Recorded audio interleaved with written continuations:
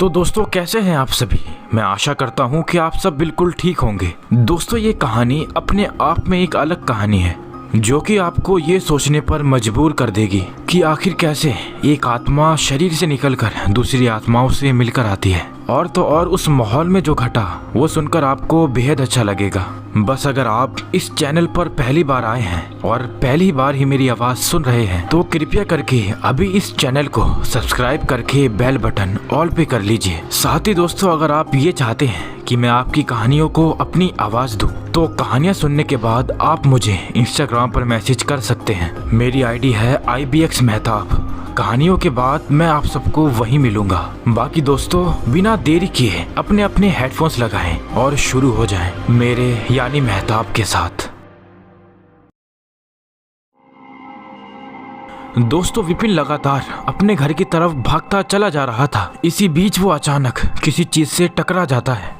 टकराते के साथ ही उसकी आंखें बंद हो जाती हैं। जब आंखें खुलती हैं तो वो खुद को एक मुर्दा घर में एक मुर्दे के बगल में लेटा पाता है। आखिर ऐसा क्यों, कब और कैसे, आइए जानते हैं। दोस्तों विपिन की कहानी थोड़ी अलग है।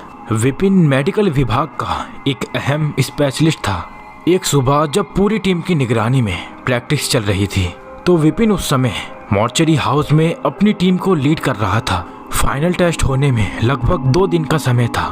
दोपहर तक सबका प्रैक्टिस ऑलमोस्ट खत्म हो गया था। प्रैक्टिस खत्म होने के बाद सब लोग अपने घर को निकलने लगे, लेकिन विपिन को आज कुछ और ही सूझा था। विपिन एक ब्राइट स्पेशलिस्ट था जिस वजह से टीम की जिम्मेदारी भी उसी को मिली थी। बस यही वजह थी कि विपिन को एक आखिरी एक्सपेरिमेंट और करना था। वैसे इसकी अनुमति तो नहीं होती है, पर विपिन ने किसी और काम का बहाना दिया।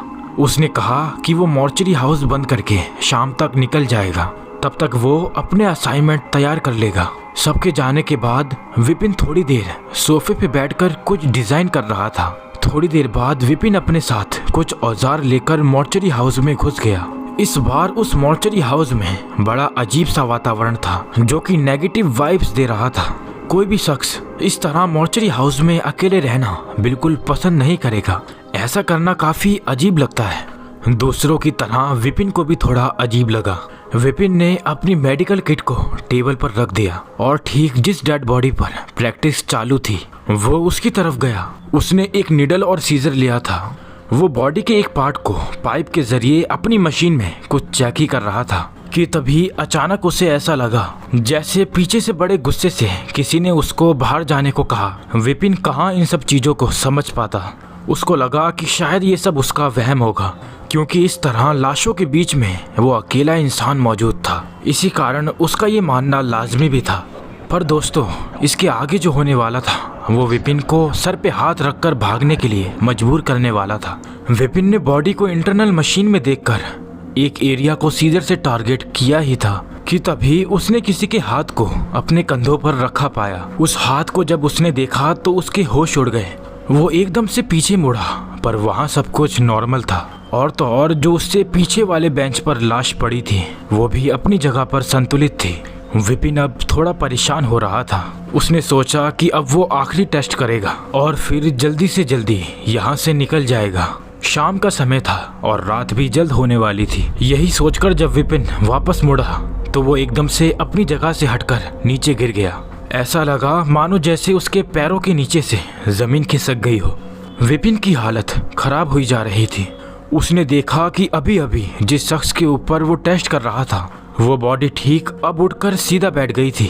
वो बॉडी सिर्फ एक तरफ देख रही थी, बिल्कुल कोई स्टैचू लग रहा था। इसके बाद ही विपिन उस मॉर्चरी हाउस से निकलता हुआ बाहर भागने लगा।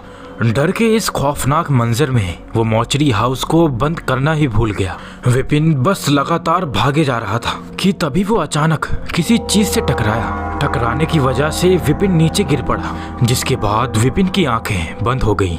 विपिन खुद से टकराते हुए आदमी की शक्ल नहीं देख पाया। कुछ घंटों बाद विपिन की नींद टूटी। विपिन की आंखें खुली तो उसने अपने आप को बड़े कोहरे अंधेरे में पाया। उसके चारों तरफ अंधेरा पसरा था। उसे कुछ भी दिखाई नहीं पड़ रहा था।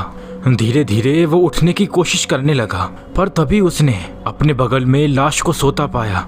ये सब देखते ही विपिन की एक चीख निकल गई। वो सोच में था कि आज तक वो हमेशा किसी जिंदा इंसान के बगल में ही सोया था, पर आज किसी लाश के बगल में सोना, ये सोचने मात्र से ही शरीर में सिहरन पैदा हो जाती है।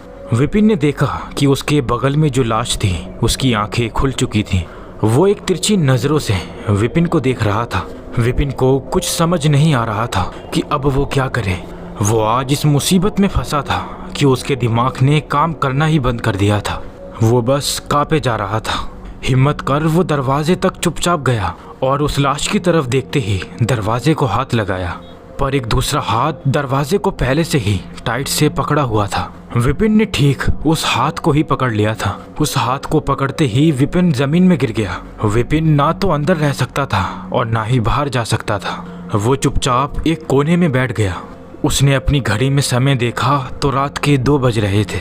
उसने मन ही मन सोचा कि पिछले 6 घंटे से वो उस लाश के बगल में ही सोया था। दोस्तों, ये कल्पना करने में भी बहुत अजीब लगता है। देर रात का समय था, दूर दूर तक कोई आवाज़ नहीं थी। विपिन ने कभी ये नहीं सोचा था कि जीते जी उसे मुर्दों के साथ भी रात गुजारनी पड़ेगी। कुछ ही समय बाद विपिन को एक जोर का झटका लगा, क्योंकि जब उसने बाहर से किसी के दरवाज़ा खटखटाने की आवाज़ सुनी, पहले तो वो एकदम से चौंक गया, पर थोड़ी ही देर बाद उसकी खुशी का ठिकाना न रहा। वो सोचने लगा कि शायद कोई स्टाफ होगा। वो बिना देरी किए भागता हुआ दरवाजे तक पहुंचा। उसने अभी दरवाज़ा खोला ही था कि सामने एक कंपाउंडर हाथ में एक ट्रे लिए मांस और पानी का गिलास लिए खड़ा है। कंपाउंडर एक पुतले के समान खड़ा था, बिल्कुल किसी जिंदा लाश की तरह। विपिन को ये बेहद हैरान कर देने वाला लगा। आखिर ये कंपाउंडर मरे हुए लोगों के लिए खाना ले आया था। विपिन तो भागने की फिराक में था। अभी विपिन ने भागने की तरफ एक कदम ही लिया था कि तभी उस कंपाउंडर ने सीधा विपिन को पकड़ लिया। जब विपिन ने उस कंपाउंडर की आंखों में देखा तो हो ना हो उसको अपनी मौत का अंदाजा हो गया था। विपिन ने देखा कि उस कंपाउंडर की आंखें नहीं थी, बल्कि छोटी छोटी पुतलियां थी। विपिन ने बस इतना ही देखा था कि दरवाज़ा बंद हुआ और वो कंपाउंडर भी गायब हो गया। विपिन चुपचाप एक कोने में जाकर बैठ गया। उसको बस अब यही देखना बाकी था कि थाली में रखा मांस जाता कहाँ है। विपिन चुपचाप बैठा हुआ ही था कि तभी उसका फ़ोन ज़ोरों से बज उठा। फ़ोन के बजते ही विपिन के सांस में सांस आई, क्योंकि अब उसके फ़ोन में नेटवर्क आ गया था। फ़ोन उसके मेडिकल टीम के एक मेंबर का ही था। उसने कॉल उठाया तो दूसरी तरफ से आवाज़ आई, क्या हुआ विपिन, अब तक घर नहीं पहुँचे? तुम्हारे घर वालों के कॉल पे कॉल आ रहे हैं। विपिन ने कहा, नहीं सर, अभी तो मैं मॉर्चरी हाउस में हूँ। इतना कहकर विपिन ने सब कुछ बताया ही था कि तभी अचानक से विपिन का कॉल कट गया।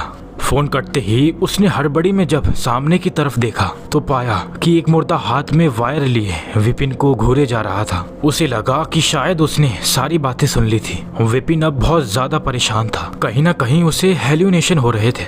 इसी हेल्यूनेशन में उसने देखा कि पता नहीं कैसे वो फिसलकर एक बेड पर गिर गया। इससे पहले उसने कभी जिंदगी में ऐसा अनुभव नहीं किया था। उसने अपनी आंखों से 4 मुर्दों को जिंदा होते हुए देखा, जो कि धीरे धीरे उसकी तरफ बढ़ रहे थे। विपिन के हाथ पैर जैसे उसी बेड से बंधे थे। वो लगातार दर्द से कराहे जा रहा था। वो चीख रहा था, चिल्ला रहा था।